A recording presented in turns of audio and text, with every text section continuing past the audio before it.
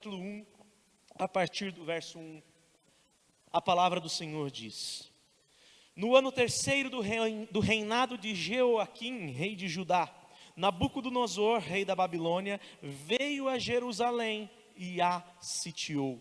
O Senhor entregou nas mãos dele Jeoaquim, rei de Judá, e alguns dos utensílios da casa de Deus. Nabucodonosor levou esses utensílios para a terra de Sinar, para o templo de seu Deus, e os pôs na casa do tesouro do seu Deus. Depois, o rei ordenou a Aspenaz, chefe dos seus eunucos, que trouxesse algum dos filhos de Israel, tanto da linhagem real como dos nobres, jovens sem nenhum defeito, de boa aparência, sábios, instruídos, versados no conhecimento e que fossem competentes para servirem no palácio real, e que Aspenaz lhes ensinasse a cultura e a língua dos caldeus. O rei determinou que eles recebessem uma alimentação diária tirada das finas iguarias da mesa real e do vinho que ele bebia. Os jovens deveriam ser educados ao longo de 3 anos, e ao final desse período passariam a servir o rei.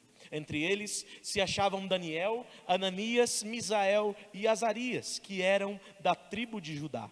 O chefe dos eunucos lhes deu outros nomes, a saber, a Daniel o de Beltesazar, a Ananias o de Sadraque, a Misael o de Mesaque e a Azarias o de Abednego.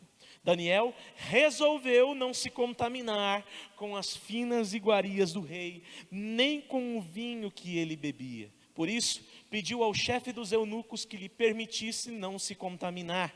E Deus concedeu a Daniel misericórdia e compreensão da parte do chefe dos eunucos. Porém, o chefe dos eunucos disse a Daniel: Tenho medo do meu senhor, o rei, que determinou o que vocês devem comer e beber. E se ele perceber que o rosto de vocês está mais abatido que o rosto dos outros jovens da mesma idade? Se isto viesse a acontecer, vocês poriam a minha cabeça em perigo diante do rei. Então, Daniel foi falar com o cozinheiro-chefe, a quem o chefe dos eunucos havia encarregado de cuidar de Daniel, Azarias, Misael e Azarias. Daniel disse a ele: Por favor, faça uma experiência com estes servos durante 10 dias.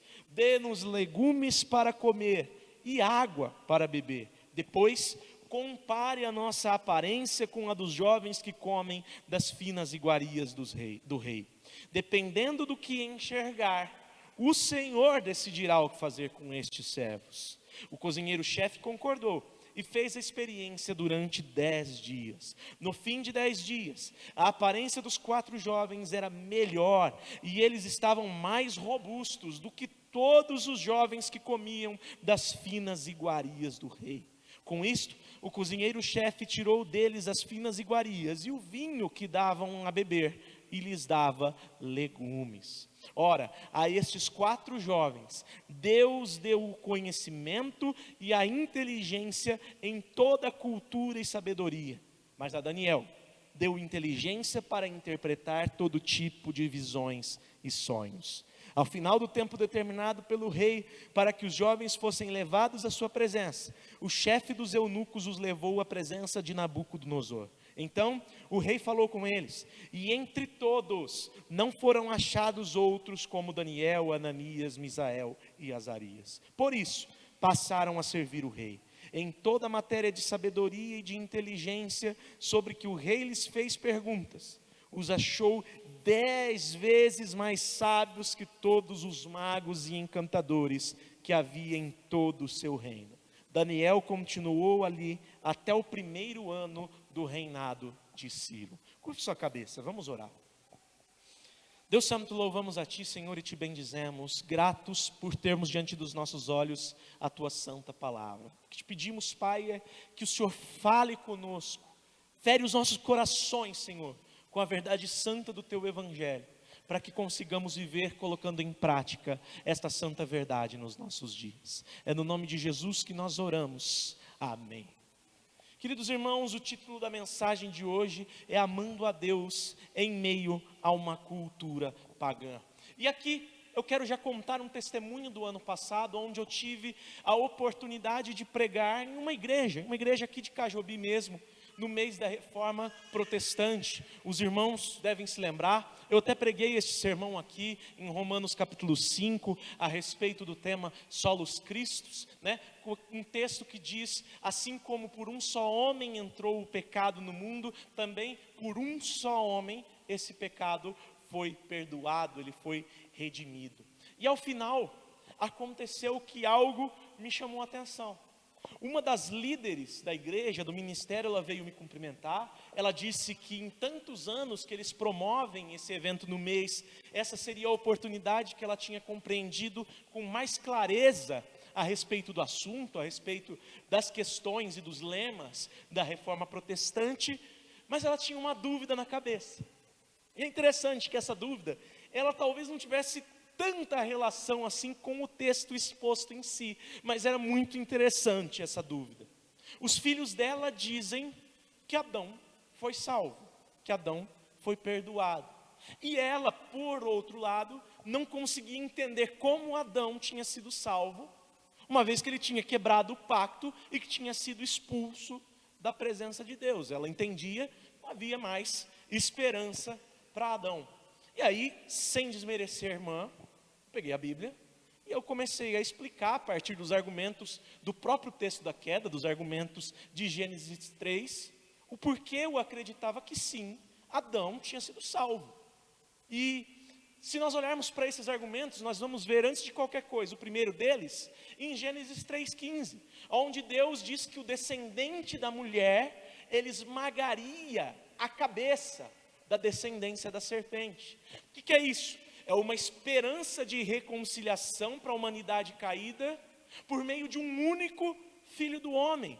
E notem, isso foi relatado por quem? Somente por Moisés, milhares de anos depois.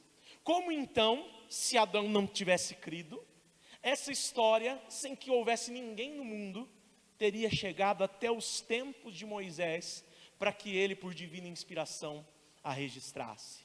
Então, no primeiro argumento a gente pode concluir, Adão era crente. Não para por aí, tem outro argumento em Gênesis 3, ainda agora no versículo 20. Após ouvir toda a sentença proferida por Deus, por causa do pecado, as consequências do pecado, o que Adão fez? Qual foi a primeira ação de Adão? Deu o nome de Eva para sua mulher, que significa mãe de toda a humanidade. O que Adão estava fazendo aqui? Ele estava voltando a obedecer a Deus. Ele estava voltando a cumprir com o propósito original, a tarefa inicial que Deus tinha dado para ele. Então Adão estava provando ser crente. Crente obedece a Deus. Terceiro argumento, verso 21. Deus, ele vendo que Adão e Eva tentaram se cobrir a nudez do seu pecado com roupas de figueira, de folhas de figueira, ele pega e fala, isso aqui não serve para isso.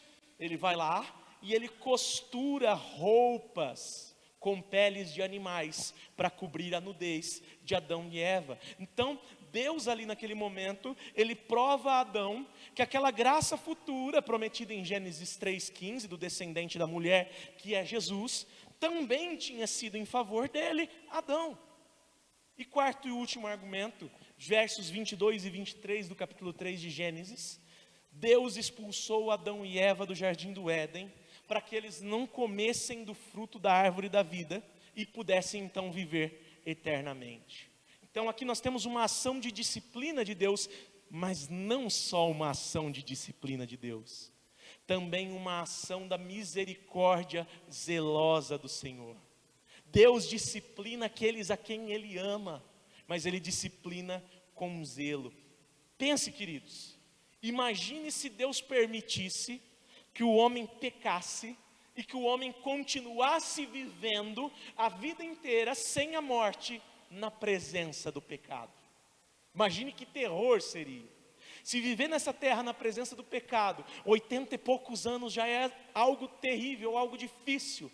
Imagine viver eternamente numa terra corrompida pelo pecado.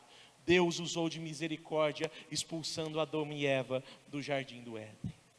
Resumindo, Deus fez com Adão o mesmo que Ele faz com todos os crentes em Cristo no decorrer da história da humanidade. Ele dá a certeza da salvação, mas muitas vezes o que acontece é que esses crentes, eles são sujeitos à disciplina de Deus, para poderem voltar a entender que é necessário amar a Deus sobre todas as coisas. E isso, mesmo em meio a um mundo caído e corrompido, onde tudo que nos cerca é pecado. A grande verdade é que Deus muitas vezes, Ele entrega o seu próprio povo ao pecado e às suas consequências, para que esse povo, o povo escolhido, o povo eleito, entenda que não há nada que se possa fazer nesta vida debaixo do sol, do que seguir o conselho do sábio autor de Eclesiastes no final do livro. Tema a Deus, guarde os seus mandamentos, porque isso é o dever de cada pessoa, porque Deus há de trazer o juízo a todas as obras, sejam boas, sejam más. No contexto do livro de Daniel, nós temos que as obras dos judeus naquele tempo eram obras más. Os judeus viviam envoltos em muito pecado, mas como esse era o povo de Deus, o povo da aliança, o que Deus faz? Ele pega esse povo e envia para um cativeiro, para o domínio de um povo com práticas ainda mais ímpias, para que aquele povo olhasse, enxergasse aquelas práticas e fosse desperto e então pudesse se arrepender dos seus pecados e voltar para Deus. O livro de Daniel, ele mostra como Deus, sempre, em qualquer circunstância, Ele haverá de suscitar luzeiros no meio do povo, para mostrarem a todo o seu povo que sim, é possível obedecer a Deus, se nós realmente tivermos sido alvos do amor de Deus. Porque se nós realmente formos alvos do amor de Deus, se o nosso coração tiver sido trocado, se nós realmente nascemos de novo em Cristo, o grande objetivo das nossas vidas será glorificá-lo em qualquer circunstância, e isso mesmo em meio a uma cultura pagã. Se o título da mensagem de hoje é Amando a Deus em meio a uma cultura pagã, a pergunta que este primeiro capítulo do livro de Daniel deve nos responder é a seguinte: como nós, pecadores, carentes da misericórdia de Deus, falhos, podemos amar a Deus em meio a uma cultura pagã?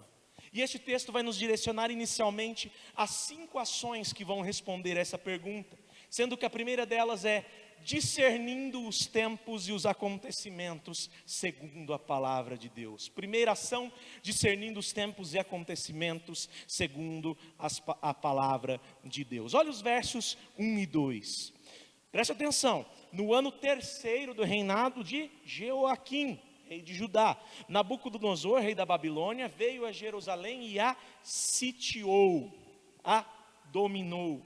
O Senhor entregou nas mãos dele Jeoaquim, rei de Judá, e alguns dos utensílios da casa de Deus. Nabucodonosor levou esses utensílios para a terra de Sinar, para o templo do seu Deus, e os pôs na casa do tesouro do seu Deus. Aqui nós temos uma explicação temporal, em que tempo se passa a história de Daniel, como que era esse tempo. Queridos, temos que este tempo era de caos social e espiritual. Nós vemos aqui a primeira citação de um nome que é do rei Jeoaquim, e nós vamos ver o relato deste rei, quem foi ele, no segundo livro de Reis, lá no capítulo 23.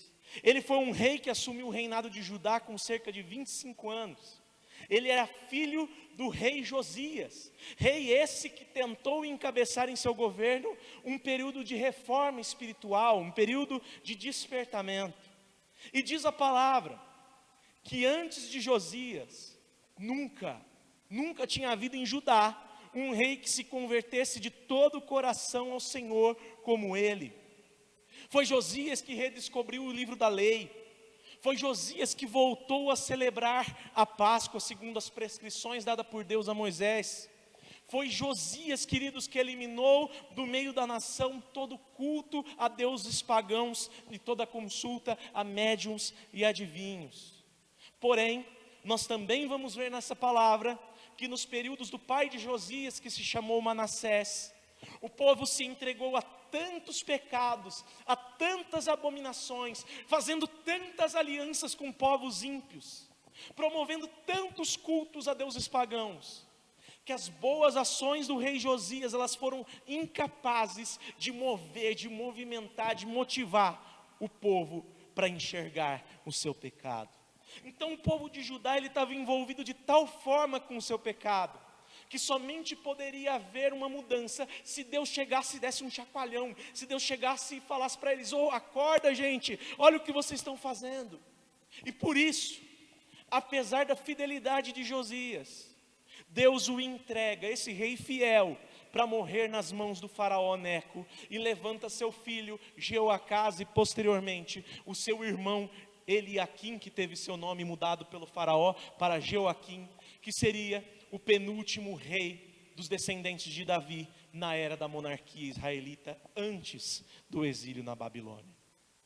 Ou seja, por causa da infidelidade do próprio povo de Deus, do seu próprio povo, Deus vem e levanta este Jeoaquim aqui, um rei ímpio, para governar o povo dele. Qual a consequência final da desobediência do povo de Deus? Primeiro, Deus entrega seu povo ao pior dos reis, rei Jeoaquim. Só isso? Não. Deus também rejeita, em segundo lugar, completamente todas as expressões de culto do seu povo. Veja que os utensílios da casa do Senhor, os utensílios do templo de Salomão, eles foram levados embora para a Babilônia. Só levados? Não. Terceira consequência, Deus deixa claro que quando o seu próprio povo expressa uma fé morta, essa fé em nada é diferente da fé daqueles que nunca foram povo de Deus. Os utensílios não somente foram levados de Judá para a Babilônia, como eles também foram colocados no templo do Deus de Nabucodonosor.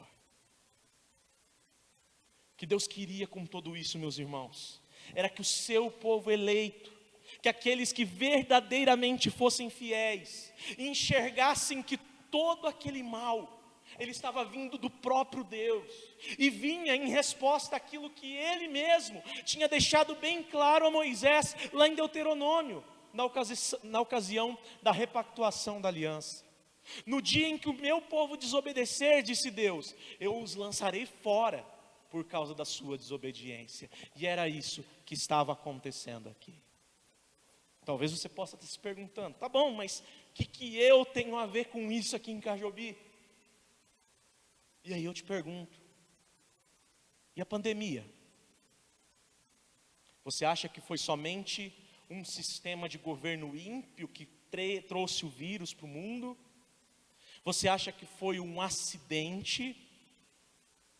Você acha que foi o inimigo, que foi o diabo que tem o poder de trazer uma doença dessa, a nível global? Ou Deus decretou com alguma finalidade que houvesse esse mal, para que o povo dele enxergasse, para que o povo dele se despertasse e compreendesse quem deve estar à sua dependência? Te pergunto, e o atual governo? Alguns se desesperaram, meu Deus, o que será da igreja se o homem ganhar? A igreja não é movida por governos, a igreja é movida pelo Rei dos Reis e Senhor dos Senhores. E nós nos descabelamos, e nós ficamos fazendo campanha, quando nós deveríamos sair das ruas e evangelizar, e anunciar que Cristo é a esperança, não um político. Embora devamos nos posicionar politicamente, continuo perguntando, e o tanto de pastor, e o tanto de igreja, que cada vez mais tem pregado um evangelho falso? Será que não é Deus que suscita esse povo, esses infiéis, para que o povo dele abra os seus olhos, anseie por conhecimento da verdade, seja liberto pela verdade que está revelada, e então passe a seguir o verdadeiro pastor, que é Jesus Cristo? De cara, queridos, esses primeiros versículos do livro de Daniel, eles nos ensinam que se a igreja quiser novamente experimentar tempos de refrigério, tempos de crescimento, tempos de prosperidade, então é necessário que a omissão passe a dar lugar à firmeza de posicionamento, e isso apesar das consequências. Que aprendamos a interpretar os sinais, e que entendamos que sim, a tribulação vem, querendo nós ou não, mas se a sociedade ela está se mostrando a cada dia mais caótica, mais imunda, nós precisamos entender que isso tem se dado porque nós a igreja, não temos nos posicionado, nós não temos compreendido direito o tempo no qual nós estamos vivendo e o porquê de vivermos neste tempo. Pior, nós não temos compreendido qual é a nossa função como servos de Deus nesta sociedade que a cada dia se mostra mais ímpia. É tempo de jejum, não de festa. É tempo de quebrantamento, não de entretenimento. É tempo de ser sal da terra, de ser luz do mundo. Porque o sal que não salga, queridos, Jesus diz que serve somente para ser pisado pelos homens. E nós devemos nos perguntar: será que não é isso que está acontecendo com a igreja brasileira? Será que ela não tem sido pisoteada, massacrada, vilipendiada de todos os lados, porque não há posicionamento de sal e de luz, como deveria ser? Vou te escandalizar, Jesus morreu por você. Vou aumentar esse escândalo. Seu pecado matou Jesus. Permita piorar um pouquinho a situação. Você matou Jesus. Como que você reage a isso? Como que esta chocante verdade mexe com você? Você reage a isso com risinhos? Com desejos semelhantes aos dos indivíduos do mundo que o cerca? Ou com temor, tremor, reverência e grande senso de urgência? Poucos anos antes do exílio, meus irmãos, Deus permitiu que a nação de Judá experimentasse algo próximo, algo semelhante a um avivamento. Deus levantou um rei que amou a palavra, que pregou a palavra, que viveu a palavra. E você pode dizer: ai pastor, não adiantou nada. Eu digo: adiantou. A geração que ouviu a pregação do rei Josias e não se arrependeu, certamente foi a geração que experimentou o juízo posteriormente. Porque se antes, nos tempos de Manassés, que era um rei ímpio, pai de Josias, avô de Joaquim, já não havia desculpa para desobedecer a Deus, muito menos agora que tinha um rei santo e fiel, pregando a palavra. Queridos, a verdade é que o Rei Santo, Jesus Cristo, este Rei Santo perfeito, Ele já se levantou no nosso meio. Ele já veio uma primeira vez, não para condenar, mas para salvar. Mas nós precisamos ter em mente algo que é certo. E em breve Ele se levantará uma segunda vez, e desta vez, não para salvar, mas para trazer juízo.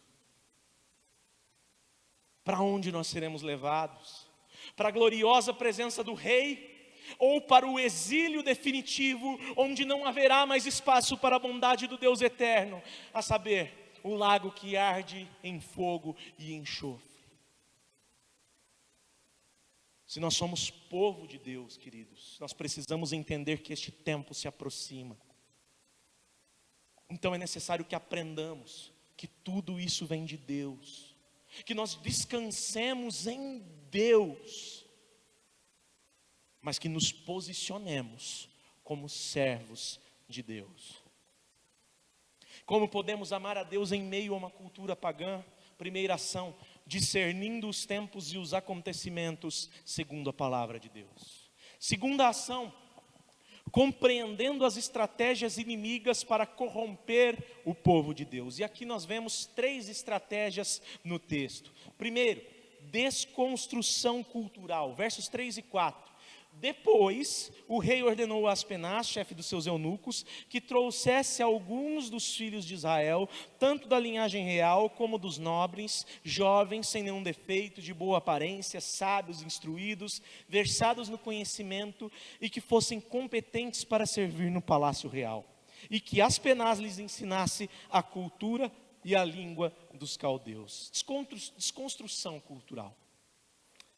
Diferentemente das estratégias de outros povos pagãos, de outros povos dominadores, de outros grandes impérios, a Babilônia ela não buscava dominar exercendo violência, ela buscava dominar exercendo influência.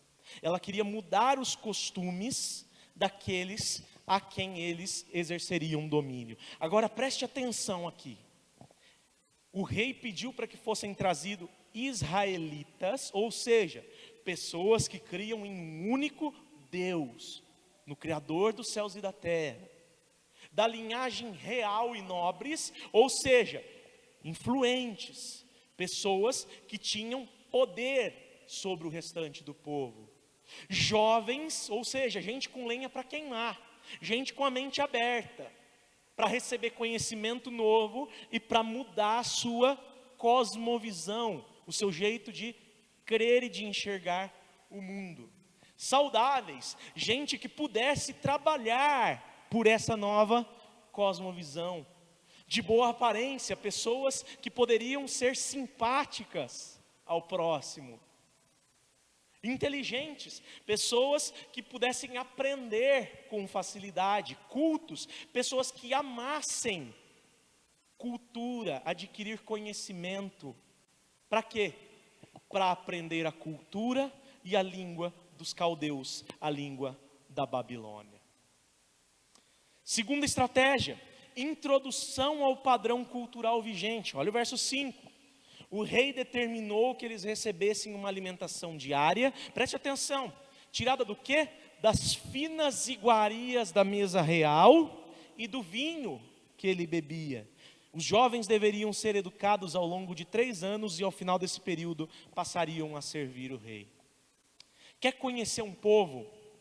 Então conheça esses 3 elementos: a comida, a bebida e a escola, a educação. Preste atenção nas 3 ações do rei para corromper ainda mais o povo de Deus. As iguarias da mesa do rei, a comida, a melhor comida que tinha na Babilônia.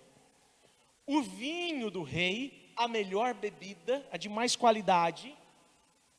E a educação, ou seja, a doutrinação, segundo o ensino da Babilônia, durante um período de 3 anos. Não um período pequeno, um grande período. Período de um curso universitário, de um curso superior. Tudo isso para quê? Tudo isso para fazer o povo de Deus servir a um rei como se esse rei fosse Deus. Terceira estratégia, desconstrução da identidade. Preste atenção, versos 6 e 7.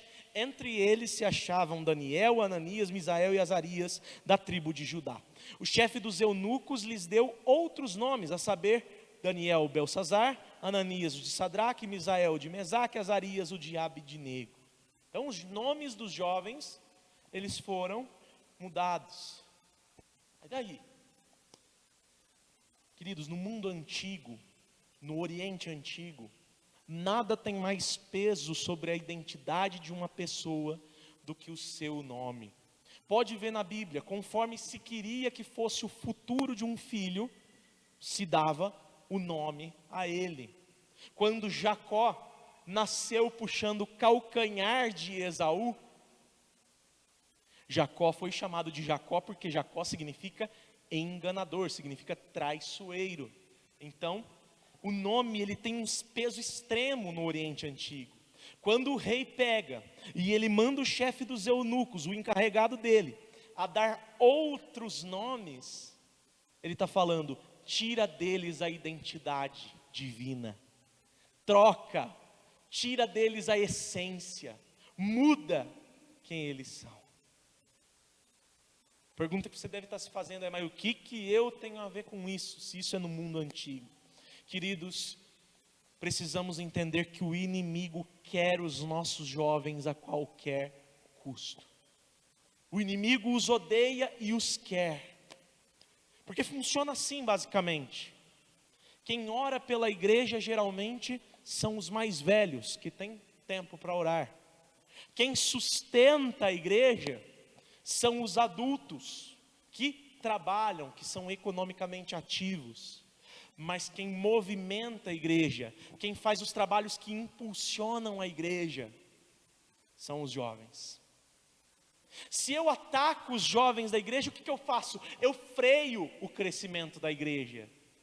Porque se aqueles que hoje movimentam, que amanhã serão os que sustentam, e que depois de amanhã serão os que oram, se eles não estiverem conosco amanhã ou depois de amanhã, firmados na palavra da verdade, também não haverá mais espaço para que se levante uma nova geração de jovens que movimente a igreja de Cristo no futuro.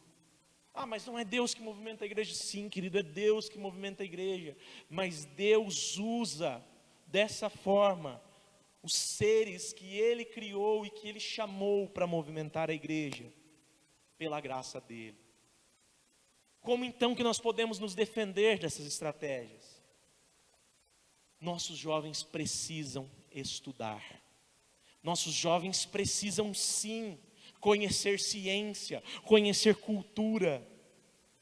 Mas nós precisamos entender que antes de qualquer coisa, antes de ir para as universidades, nossos jovens precisam ser doutos na palavra de Deus.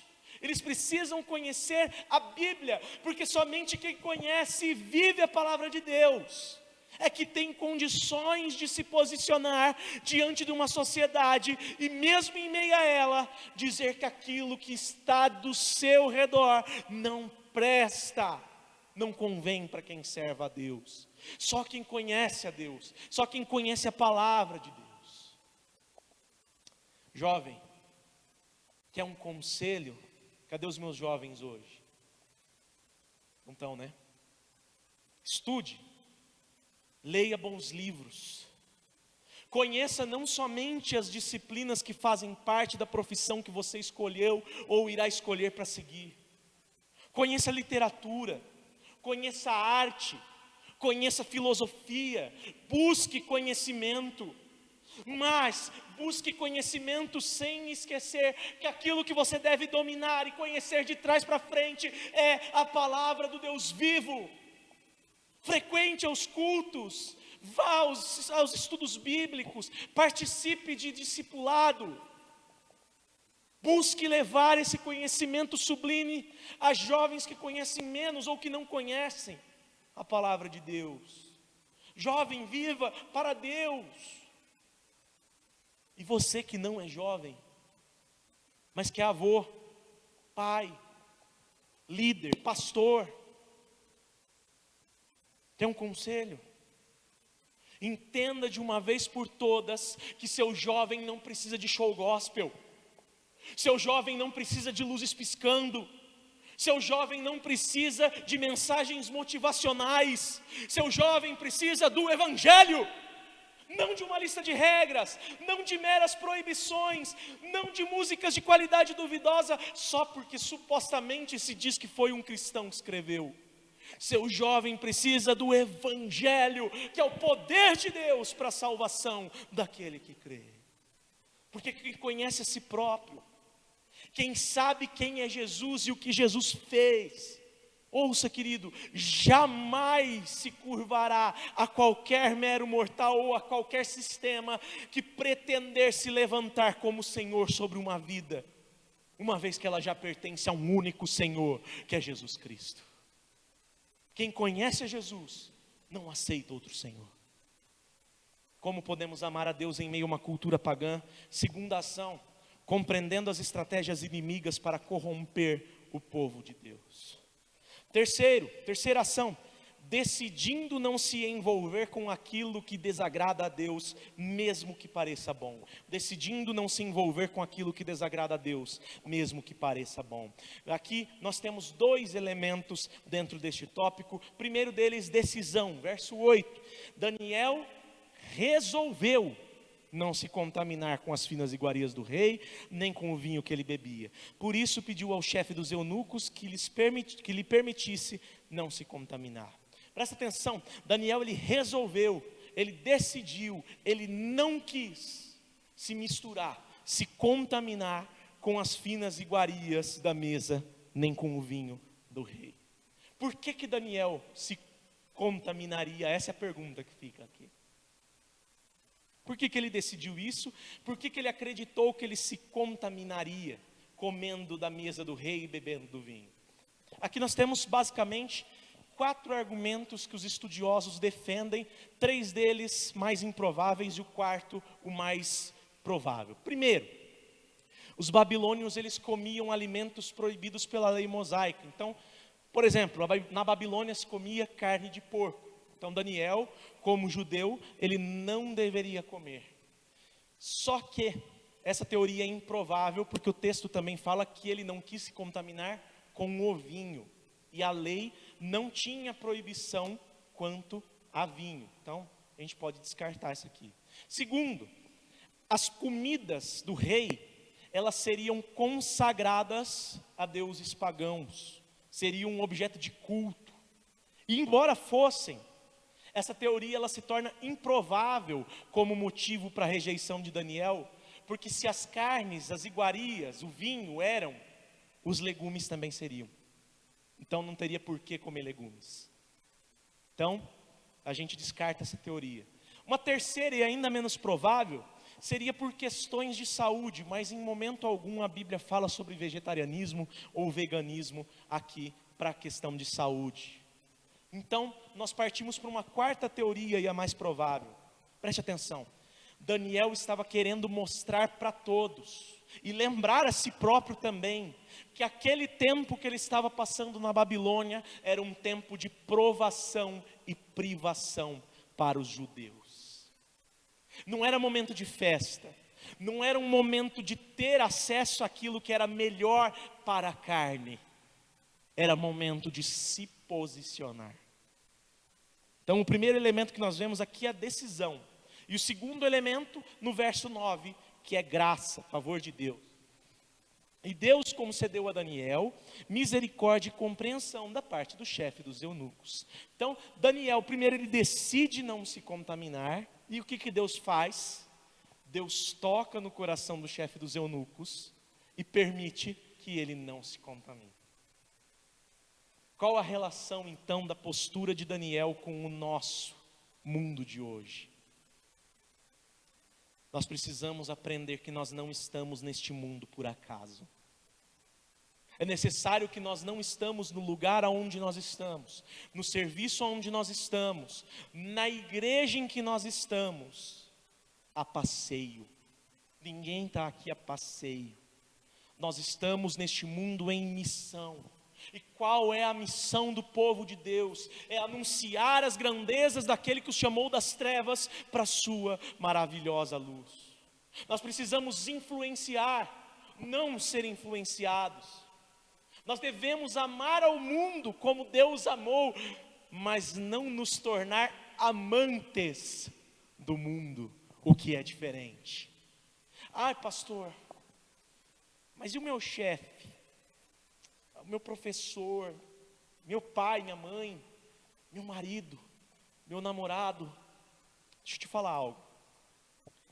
Se Deus te deu a graça de te salvar e te elegeu para essa salvação, sem mesmo que você conhecesse a Deus ou sem mesmo que você ainda existisse, Deus irá amparar com graça a sua decisão de servi-lo e obedecê-lo e não se contaminar. Não importa, querido, a quem você desagrade, desde que a prioridade do seu coração seja agradar a Deus. E se for importante, Ele vai dar graça para que você não ofenda aquele a quem talvez você possa ter desagradado. Ou por acaso você é daqueles que confia a Deus só da boca para fora? Ah, pastor, mas eu já me contaminei. E agora? Deixa eu te falar algo. Deus está sempre de braços abertos para te receber. caso você o ame verdadeiramente e demonstre arrependimento, Deus está sempre de braços abertos para te receber. Assim como o pai estava de braços abertos para receber o filho pródigo, que o abandonou e que descartou sua herança, gastando com prostitutas. Quando ele voltou, ele teve vestes limpas, teve um anel da família colocado em seu dedo e sandália nos pés, e ainda uma festa onde foi matado o boi gordo para ele. Pedro negou Jesus, e não antes de se tornar crente, depois. Mas Jesus o recebeu de braços abertos, trazendo pães e peixes para que ele se alimentasse da mesa do Senhor novamente. Enquanto seus colegas, eles se desfaziam em forças para arrastar aquelas redes da pesca maravilhosa. Queridos, este ponto da mensagem ele é tão importante, que se nós continuarmos a leitura do texto, nós vamos ver que a decisão foi Daniel que tomou, não os seus amigos. Foi Daniel que tomou, Daniel resolveu não se contaminar. Mas essa decisão influenciou também os seus 3 amigos, que também se abstiveram das iguarias do rei e do vinho.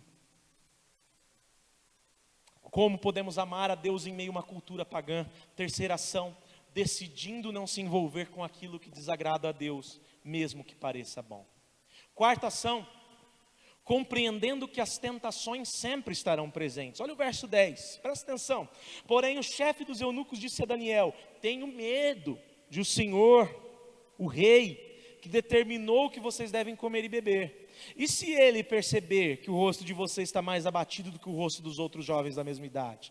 Se isso viesse a acontecer, vocês poriam a minha cabeça em risco. A decisão de Daniel era garantia de sucesso. Humanamente falando, não, mas sim, porque Deus que foi gracioso com ele.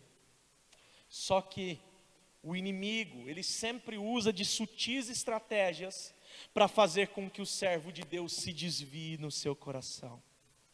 Então aqui, como que fazendo um eco da pergunta da serpente a Eva: é verdade que Deus disse que vocês não podem comer nem tocar naquele fruto? O chefe dos eunucos, ele vem e ele vai fazer um questionamento sutil a Daniel. É como se ele dissesse: poxa, irmãozinho, mas com essa decisão é a mim que você complica. Estou sendo tão gentil com você, você não vai querer que eu, diante do rei, seja comprometido, não é verdade? Daniel aqui ele tinha tudo para deixar quieto. Daniel tinha tudo para deixar seu plano parado, mas ele não deixou. Assim como nós também não podemos deixar. Queridos, a verdade é que nós somos tentados a todo momento. Porém, se nós estivermos firmados na palavra de Deus, tendo consciência da nossa identidade e do propósito da nossa identidade, nós conseguiremos compreender cada uma dessas tentações e resisti-las conforme Daniel resistiu, com grande hombridade. Jesus disse: quem quiser vir após mim, negue-se a si mesmo, tome sua cruz e siga-me. Que possamos então, segundo o amor de Deus, abrir mão dos nossos próprios amores, a fim de que com todas as nossas forças, nós vivamos o amor do Cristo perfeito que nos salvou. Como podemos amar a Deus em meio a uma cultura pagã? Quarta ação, compreendendo que as tentações sempre estarão presentes. Ação que está totalmente ligada à quinta e última ação, que é confiando no cuidado soberano de Deus, apesar das dificuldades. Versos 11 a 14, onde nós vamos ver duas posturas importantes que nascem dessa confiança. A primeira postura no verso 11, ousadia para expor ao mundo as questões da fé. Preste atenção, verso 11. Então Daniel, ele foi falar com o cozinheiro-chefe, a quem o chefe dos eunucos havia encarregado de cuidar de Daniel, Ananias, Misael e Azarias. Então Daniel ele vem aqui e ele inclui uma conversa com uma terceira pessoa. As três pessoas são, primeiro o rei, que ele não tinha conversado ainda, mas é que estava por trás de todo esse movimento. A segunda pessoa, o chefe dos eunucos, que é com quem ele tinha contato direto. E a terceira pessoa, este cozinheiro-chefe. Daniel inclui esse cozinheiro-chefe aqui no movimento agora. Então, Daniel ele poderia parar nas objeções do chefe dos eunucos e desistir ao conhecer a vontade do rei. Mas Daniel conhecia a vontade de Deus. Daniel ele tinha ciência de que aquele período na Babilônia ele tinha um propósito específico que seria revertido em glória para Deus. E ele sabia que se sua decisão era se manter obediente a Deus, então jamais o Deus soberano o abandonaria. E ainda que os planos de Daniel viessem a dar errado na Babilônia, ele sabia que o Deus soberano não deixaria ele desamparado, mesmo que ele viesse a perder a vida, mesmo que ele morresse. Então, confiando na soberania de Deus, Daniel age com ousadia diante do cozinheiro-chefe. Ousadia essa que leva a uma segunda postura que nasce da confiança no cuidado soberano de Deus, que é dependência total de Deus, versos 12 ao 14. Daniel disse a ele, a quem? Ao cozinheiro-chefe: por favor, faça uma experiência com estes servos durante 10 dias. Dê-nos legumes para comer e água para beber. Depois compare a nossa aparência com a dos jovens que comem das finas iguarias do rei. Dependendo do que você enxergar, quem que decidirá? Você, o Senhor, o cozinheiro, decidirá o que fazer com estes seus servos. Daniel, dependendo de Deus, ele colocou todo o sistema mundano de crenças à prova. E a verdade é que ele foi bem sucedido, porque Deus também moveu o coração desse cozinheiro-chefe. Certamente, queridos, esses versículos devem nos motivar a fazer um autoexame. Será que nós temos confiado realmente a nossa vida a Deus? Ou até hoje nós temos confiado nas nossas próprias forças? Será que nós realmente acreditamos que Deus nos alcançou para a salvação de forma totalmente graciosa? Ou ainda queremos achar que podemos fazer alguma coisa para comprar o favor de Deus? Quem quer fazer alguma coisa para comprar o favor de Deus, preste atenção, acabará sempre fazendo o que não deve. Todavia, quem confia totalmente no fato de que a sua salvação está baseada nos méritos de Cristo, somente nos méritos dele, entende que é necessário confiar a Deus de todo coração, confiar em Deus de todo coração. E por causa dessa confiança, então decidir a viver uma vida de obediência a Deus e colher os frutos dessa obediência. Olhe para você mesmo. Será que você entende quem é Deus? Será que você confia no atributo da soberania de Deus? Será que você realmente compreende a santidade de Deus? Se você conseguir compreender esses atributos, é certo que você vai entender que não há nada que você possa fazer para agradar a Deus. Mas com certeza, apesar disso, você vai seguir o curso da sua vida com naturalidade, entendendo que Deus está no controle de tudo. E tudo, querido, é tudo mesmo. Desde a mais grandiosa das obras, que é a salvação da nossa alma em Cristo, até a menor delas. Coisas como se amanhã ou depois de amanhã nós comeremos, beberemos ou faremos qualquer outra coisa neste mundo debaixo do sol. Como podemos amar a Deus em meio a uma cultura pagã? Quinta ação, confiando no cuidado soberano de Deus, apesar das dificuldades. Pastor, mas de novo, o senhor descendo aqui a lenha, de novo você veio aqui para dizer que eu tenho que renunciar, de novo você está falando para olhar para mim mesmo, para me arrepender, de novo. Mas eu quero deixar bem claro aos irmãos, que apesar do tom duro, antes de qualquer coisa, essa mensagem é uma mensagem de encorajamento. Se nós olharmos para a sequência do texto, dos versos 15 ao 21, nós veremos 5 resultados práticos do amor a Deus em meio a uma cultura pagã. Primeiro resultado, preste atenção, capacidade de resistência além da compreensão humana. Verso 15, no fim dos 10 dias, foram só 10 dias, um curto período de tempo, a aparência dos 4 jovens, dos judeus, era como melhor, e eles estavam como mais robustos do que todos os jovens que comiam das finas iguarias do rei. Isso aqui é porque legumes e água é melhor do que a comida do rei e vinho? Não, isso aqui é porque Deus abençoou, meu irmão.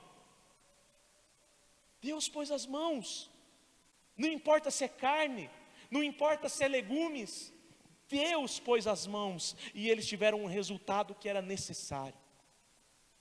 Segundo resultado prático do amor a Deus em meio a uma cultura pagã, simpatia, até mesmo de alguns indivíduos do mundo. Verso 16, com isto, quem? O cozinheiro-chefe tirou deles as finas iguarias do rei e o vinho que deviam beber, e lhes dava legumes. O ímpio, o pagão, o mundano, aquele que se importava com a opinião do rei, ele viu os resultados que Deus proporcionou e confiou na decisão do santo Daniel, do servo de Deus. Meus irmãos, o mundo nos odeia, o mundo rejeita a igreja, mas quando a igreja se posiciona, quando a igreja vive a vontade de Deus, quando a igreja é cheia do Espírito Santo, o que acontece? Acontece o que nós chamamos na história de avivamento. E o avivamento significa que até mesmo o povo de fora começa a responder com simpatia à igreja. Muda a moral da sociedade, altera os padrões lá de fora. Quando a igreja vive o que é para viver, ela influencia o mundo, mesmo que o mundo odeie, o mundo tem simpatia pela igreja. Por quê? Porque a igreja é sal, e sal não é tempero no contexto do tempo bíblico, é conservante. O sal conserva, sal do mundo, sal da terra, não é sal da igreja, sal da terra. Terceiro resultado, autoridade terrena e espiritual. 17. Ora, a estes 4 jovens Deus deu conhecimento e inteligência em toda cultura e sabedoria. Aos 4 jovens, Daniel, Azarias, Ananias e Misael. Mas a Daniel, que tomou a decisão, que resolveu não se contaminar, que por sua livre iniciativa não quis as comidas do rei, Deus deu inteligência para interpretar todo tipo de visões e sonhos. Autoridade terrena e espiritual. Sabe o que significa isso nos dias de hoje? Compreensão da sabedoria bíblica, entendimento da verdade do evangelho revelada e aplicação ao contexto presente. Autoridade terrena e espiritual. Quarto, notabilidade em comparação com os padrões seculares. Versos 18 ao 20. Ao final do tempo determinado pelo rei para que os jovens fossem levados à sua presença, o chefe dos eunucos levou à presença de Nabucodonosor. Então o rei falou com eles, e entre todos não foram achados outros, como Daniel, Ananias, Misael e Azarias. Por isso passaram a servir o rei. Em toda a matéria de sabedoria e de inteligência, sobre o que o rei lhes fez perguntas, os achou o quê? 10 vezes mais sábios que os mais burros? Não, mais sábios que os magos e encantadores que havia em todo o reino. Notabilidade, distinção. Quando nós obedecemos a Deus, quando nós nos esforçamos para viver uma vida cheios do Espírito Santo, em conformidade com a palavra de Deus, em separação do mundo para Deus, Deus nos torna notáveis na sociedade de alguma forma. Neste contexto, tornou aqueles jovens notáveis diante dos magos e dos encantadores que havia no reino da Babilônia. Eles se tornaram mais sábios, mais inteligentes, mais hábeis do que os mais hábeis que haviam na Babilônia. E quinto e último elemento, quinto e último resultado prático do amor a Deus em meio a uma cultura pagã: perseverança. Verso 21. Daniel continuou ali até o primeiro ano do reinado de Ciro. Sabe o que isso significa? 66 anos. Ai, Deus não tirou e levou de volta para Jerusalém assim que ele obedeceu? Se você continuar lendo o livro de Daniel, você vai ver que não. Que muitas vezes ele foi exaltado, foi promovido, e tantas outras vezes quiseram derrubar ele, e outras vezes Deus o resgatou e o salvou, e quiseram derrubar ele, e sempre foi nesse ciclo. 66 anos. Em destaque, mas sofrendo perseguição. Queridos irmãos, Deus não prometeu que tiraria a igreja do mundo em meio a dificuldades. Deus não prometeu que nos tiraria no momento em que nós crescemos. Nós cremos e nós estamos aqui. Nós continuamos aqui. Eu creio que os irmãos são obedientes e continuam aqui neste mundo mesmo sendo obedientes. Mas eu dou uma certeza para vocês: Deus até então tem dado graça e sustentado vocês. Queridos, quanto à questão da salvação, alguns acreditam que é possível perder a salvação. Eu digo, é possível perder a salvação, se você achar que ela depende de você. Se você compreender pelas Escrituras que a sua salvação, que a salvação da sua alma, ela depende totalmente dos méritos de Cristo, você não perde, porque ela não vem de você. Você confia em Cristo e vive até o fim da sua vida para a glória de Cristo, na presença de Deus. Perseverança, resultado da obediência em meio a uma cultura pagã.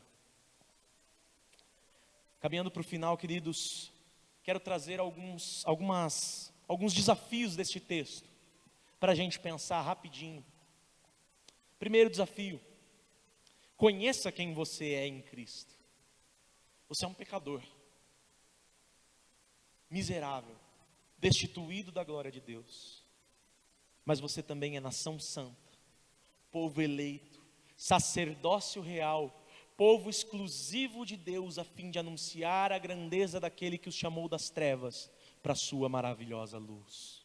Você é filho de Deus, você é servo de Deus, você é amigo de Deus. Primeiro desafio: conheça quem você é em Cristo.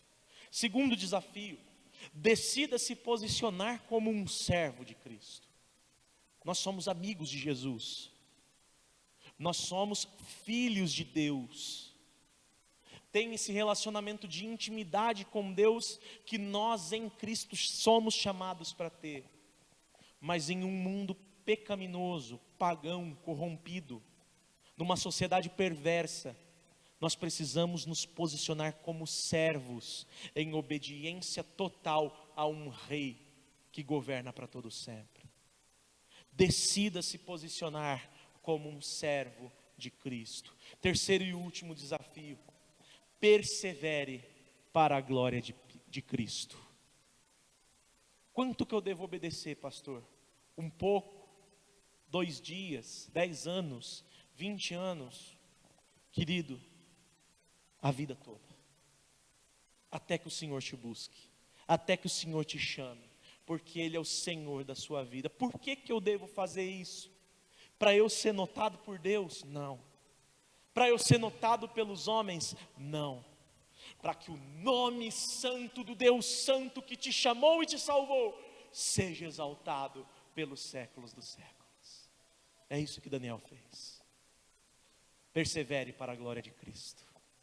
Para concluir a minha mensagem, querido, eu gostaria de dizer algo a todos que estiverem aqui. Pode provar na sua vida, pode provar essas palavras na sua vida. Tudo o que pudemos ver nesta noite funciona, é desse jeito. Isso, claro, se você for crente. Isso é verdadeiro, tem grande valor, se você for parte do povo de Deus. Portanto, eu quero destinar as minhas palavras finais, não a você que tem certeza que é povo de Deus, mas a você que talvez ainda não tenha tomado uma decisão por Cristo. Se Cristo não for o Senhor da sua vida, se você não o tiver como seu único e suficiente Salvador e Senhor pessoal, se você ainda não compreender que você só poderá ir para o céu somente se confiar nos méritos pessoais de Jesus, nada do que eu falei tem valor algum para você. Pode esquecer, pode deletar da sua cabeça. Daniel se posicionou sim, porque ele sabia que aquele exílio era obra de Deus. Daniel obedeceu sim, porque ele nunca desconfiou dos propósitos do seu Deus. Daniel arriscou a sua vida sim, porque ele nunca desacreditou da pessoa de Deus. Portanto, se a história de Daniel te atraiu, se a fidelidade dele em meio a uma cultura pagã te cativou, se o resultado que ele obteve te impulsionou, saiba que há alguém que é maior que Daniel. Apesar de grandiosa, a história de Daniel é somente uma sombra daquele que é eterno. Apesar de gloriosa, a fidelidade de Daniel é apenas uma sombra da fidelidade daquele que é o alfa e o ômega, o primeiro e o último, o princípio e o fim. Apesar de impressionante, o resultado de Daniel é apenas uma sombra do resultado que fora conquistado pela obra daquele que esteve morto, mas hoje vive e vive para sempre. O único personagem bíblico, meus irmãos, de quem não é mencionado nenhum pecado, a exceção de Cristo, é Daniel. Só que nós sabemos pela Bíblia que todos pecaram, inclusive Daniel. Jesus, pelo contrário, não. Jesus nunca pecou. E aquele que nunca pecou, ele se fez pecado, para que nele, cada um dos que creem, seja feito justiça de Deus. Portanto, você quer ser como Daniel, você quer obedecer como Daniel, quer ter os resultados de Daniel, eu te digo, se arrependa do seu pecado, e receba Jesus como Senhor e Salvador da sua vida, porque assim, você não receberá somente a condição de ter uma vida terrena, segundo a de Daniel, mas terá principalmente uma vida celestial, e ela é eterna, e eternamente na presença de Deus. Em meio a uma cultura pagã, como a nossa, confie sua vida a Cristo. Esta é a mensagem de Deus a cada um de nós nessa noite. Vamos orar. Deus santo e poderoso, nós te louvamos e bendizemos a ti, Pai. Gratos por tua graça, por teu amor, pelas tuas misericórdias. Obrigado, Senhor, por tudo que nos falou nessa noite. Aplica, meu Pai, estas poderosas verdades aos nossos corações, para que as possamos pôr em práticas todos os dias das nossas vidas, até que o Senhor venha. Que saibamos nos posicionar, que saibamos compreender o nosso papel, que entendamos de uma vez por todas quem o Senhor é, para que possamos viver, meu Pai, toda uma vida para a glória do Senhor. Esta é a minha oração no nome de Jesus.